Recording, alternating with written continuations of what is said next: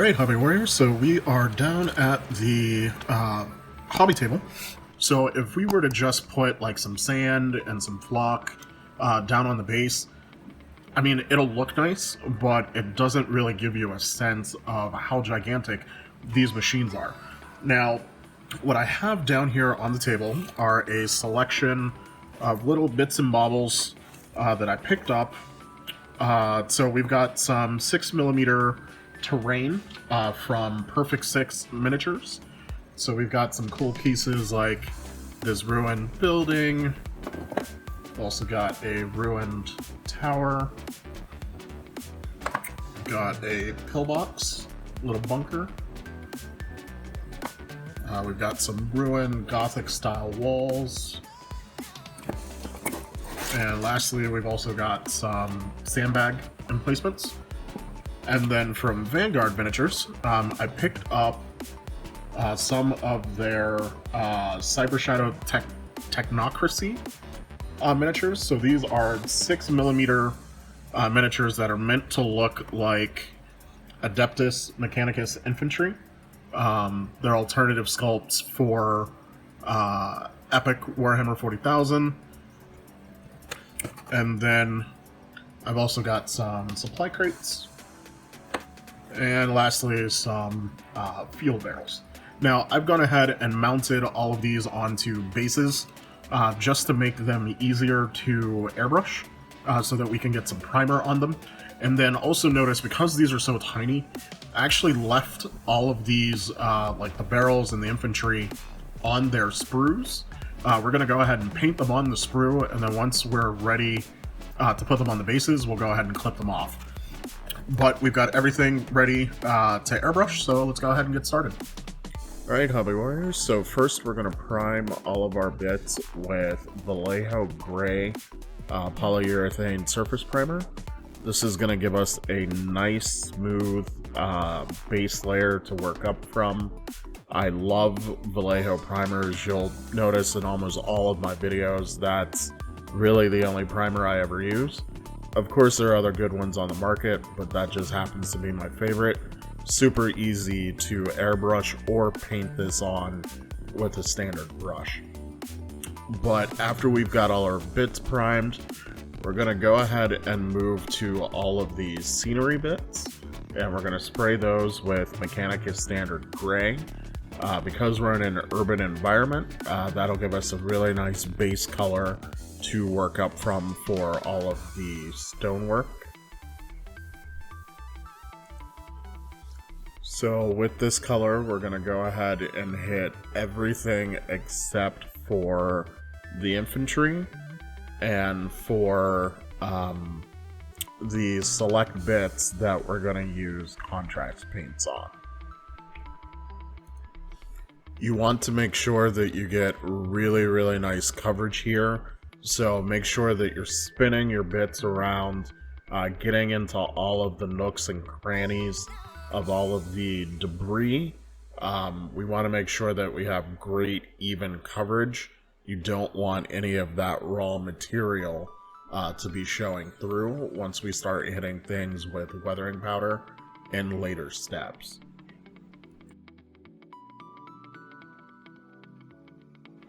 And moving on to the last airbrush step, we're going to go ahead and coat all of the infantry models with Citadel Air Mephiston Red.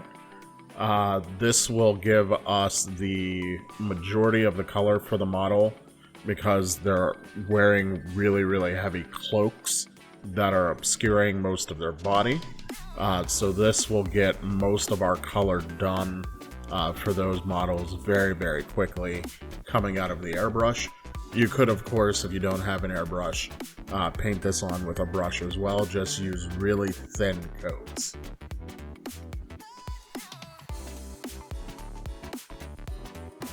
Alright, so we're going to start with the really easy stuff, and we're going to hit the crates and the barrels with some Militarum Green contrast paint. This is one of the ones that really likes to separate. So you want to make sure you give it a really good shake.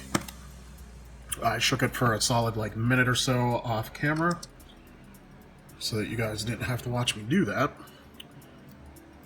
But all we're going to do is give these a nice thick coat, and these boxes actually have some nice detail sculpted in them. So this contrast paint will help that detail stand out with minimal effort, and we won't need to do any additional work on these. These will actually be ready to pop right on the base once this is dry. Now the barrels, even though we're going to base coat them with the same color, we will do a little bit of extra work on the barrels just to kind of rust them out. But these supply crates would probably be made of some kind of a colored plastic, I would imagine, and you wouldn't need to worry about them rusting. Now, as best you can, you want to get that side that's next to the sprue. We'll be able to touch that up once these are on the base, so don't worry about it too much. Just make sure you've got all your angles covered. There, those crates look good. Alright, so next up we're going to go ahead and paint the sandbags, and we're going to base coat those with Vallejo Game Color Khaki. So we got some on the palette, thin it out just a little bit. And we're not trying to be neat here, just want to get nice coverage on the sandbags, and in a similar vein to what we were doing with the barrels and the crates. We just want this base coat down, and then toward the end we'll hit everything with some enamel washes, and that'll help us get the detail so that they'll stand out on the base. You do want to make sure, if you've never painted miniatures quite this tiny, that you are using thin paint. It can be very easy to clog up your details, which you want to avoid. So just make sure your paint's nice and thin. If you have to do 2 coats, don't be afraid to go ahead and do so.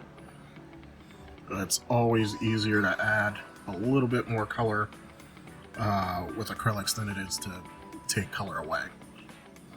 Alright, so next up we're going to move on and work on the infantry.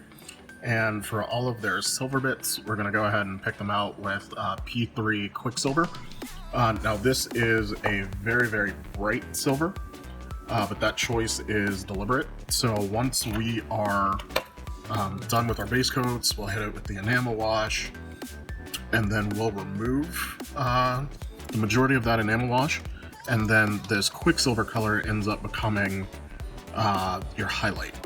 So we're kind of base coating and highlighting all at the same time. Now, if you've never painted miniatures this tiny, you're really not trying to be super detailed. So all I'm really doing here is picking out anything that's easily identifiable as metal. So Scutari typically will have metal legs. We'll go ahead and do all of the guns and any other weapons they might have, but we really want to leave the red cloaks. I do believe they've also got some backpacks, that we can get, and then the Tech Priest models will have their giant axes. Alright, so now everything that is still Mechanicus Standard Gray, we're going to go ahead and dry brush it with Celestra Gray, so that we can go ahead and get a highlight on those parts. And that's really just going to be like all of our brickwork, the pillbox, and the rubble. So this will be really quick. Go ahead and load up our pickup brush, and we'll get most of that off.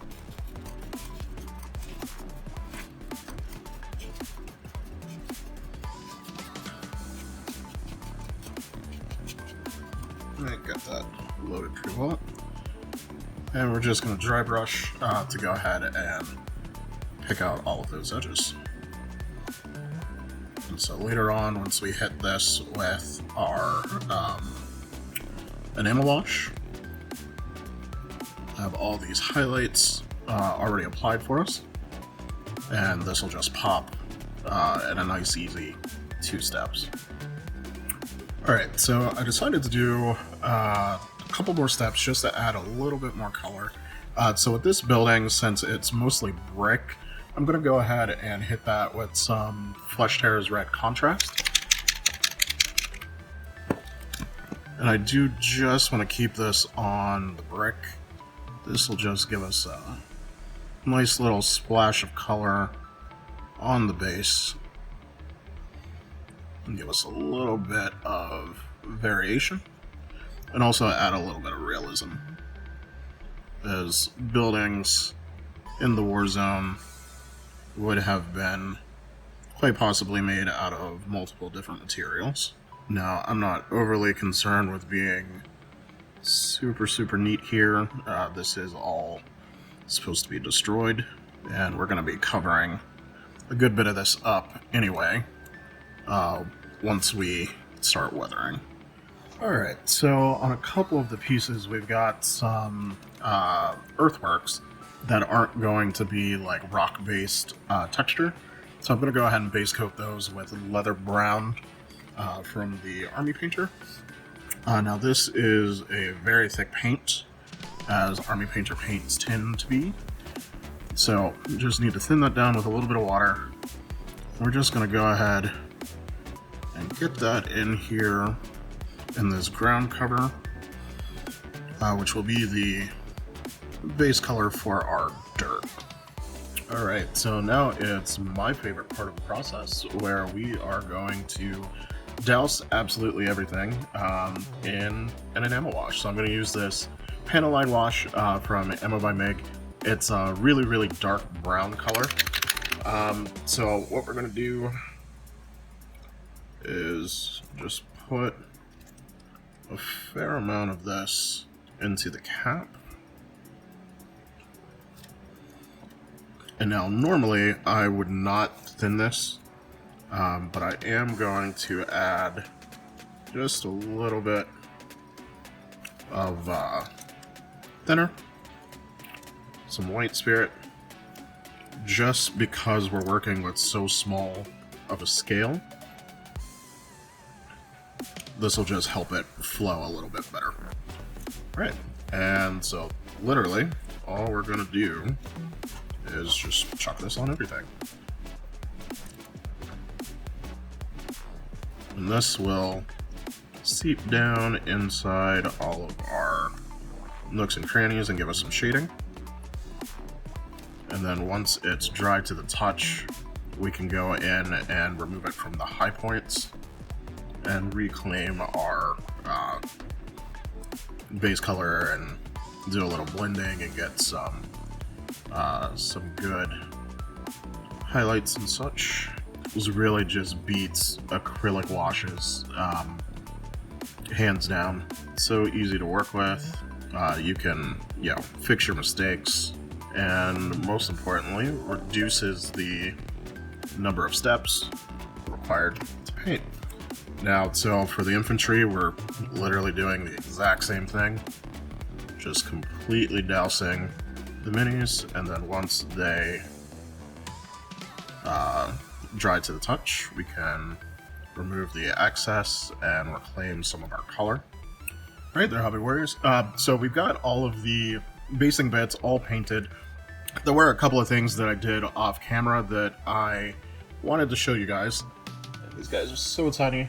I hope this will focus. But I went ahead and painted the base rims that they're attached to black. That'll help them blend into the basing material a lot easier. And then for some of the models, they had plasma weapons. So I went ahead and added just a touch of arcane blue from P3 to make it look like those weapons were glowing. Now, I did purposely leave them dark. I didn't remove all of the wash because I'm going to have them sort of in the shadow of the Titan.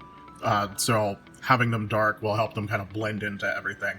Now, I did struggle with how I was going to film this because this is a time-consuming step. So I didn't want to do everything on camera. So what I have are various Titans that are in various stages, so I can kind of talk through what you want to do here. So I'm using this Vallejo earth texture, dark earth.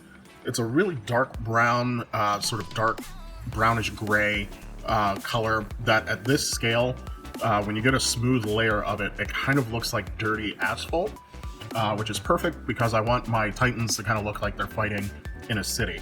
So what you kind of want to do first is dry fit where everything's going to go. So like for this Titan, this wall, I could slide it in between his legs, or I could kind of situate it at the back of the base, and maybe I could put some infantry back here like they were coming up through the gaps in the wall, and maybe I could put the sandbags up front. So you want to play around with your basing bits. Don't glue anything right away. Just kind of figure out where you want everything to go.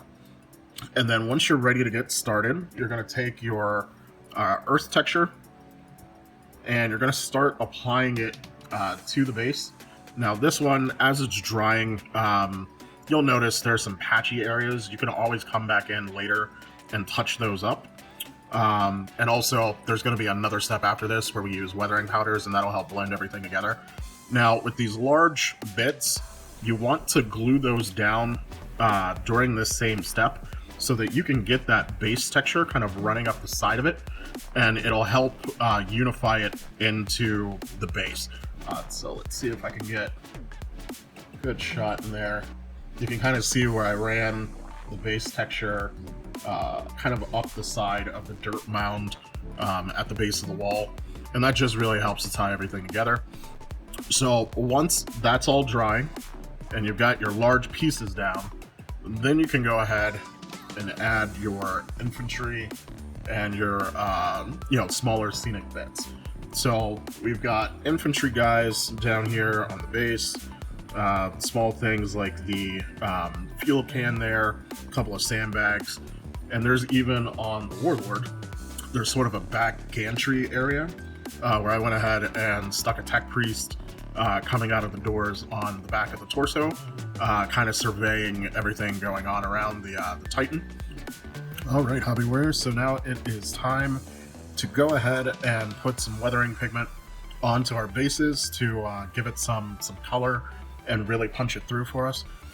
So I've got a selection of secret weapon miniature pigments here. So on my left, I have violet, then green earth in the center, and then ash gray on my right.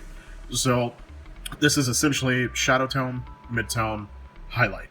And now what we're going to do is apply the violet. I like to get underneath the Titan's feet and in between the toes to really give that really dark shadow. Then we'll kind of blend around that with the green earth, and then we'll blend ash gray around the rim of the base. So I am a little curious how this is going to turn out with me filming, but I will do my best to keep this in shot. So going in with the violet first, and just kind of rub it in between the toes. You could be a little messy with this because it is very easy to blend out your mistakes. Literally just by rubbing where the two types of pigments join together, you will instantly create blends that once you apply some setting solution to it, you don't have to do any extra work. Your blend will still be there, and it's super easy to do. So let's see if the camera will pick it up. We went ahead, got that violet in around the feet.